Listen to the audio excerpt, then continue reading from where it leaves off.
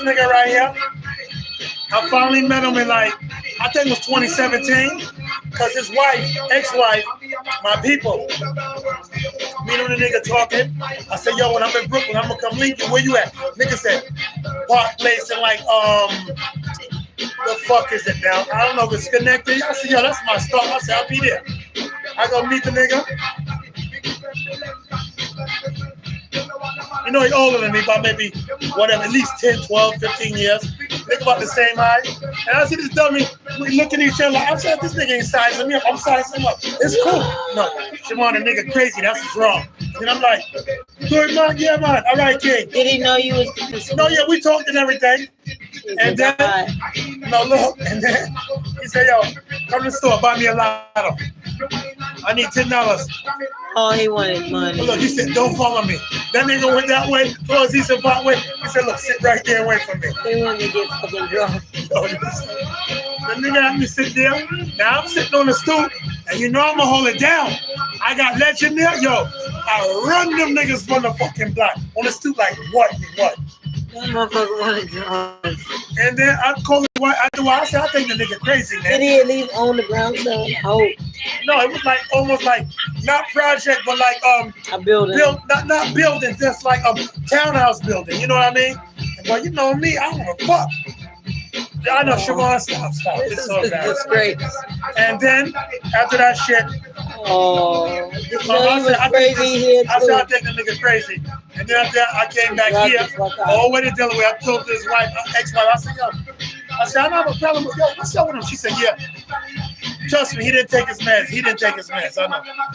Then after that, that nigga tried to come link up. Man, he on drugs too. No, like he bipolar or something. And drugs. He went to the store, he said, hey, stay here, I'm gonna go on the street. That nigga said, like he tried to talk. I talked to him a little bit, but after that, nigga, leave me alone.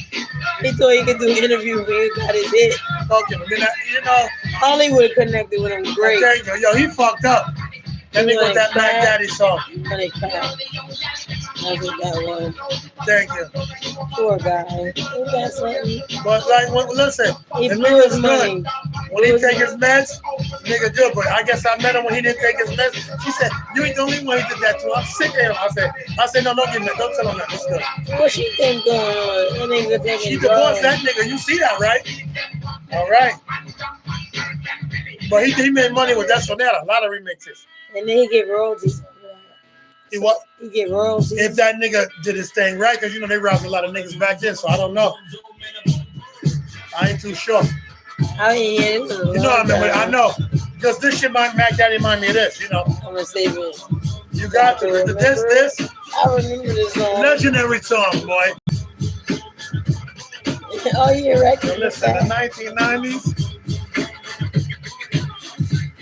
Yeah. I remember Jimmy and Paulette and Marcella. Shit. Even Donna on this. And then they all love this song. For the 90s, what about him now? That's what the 90s did. That set the 90s. Man. Look, they're the first ones in Mission, Delaware. I know, right? You heard that nigga. Oh my God. I remember this song. Yo, YouTube, I'm saying hi. Let me get out of here. Bless. I don't know how to end this. All right, quit. Yes, that was dog out. He fucked.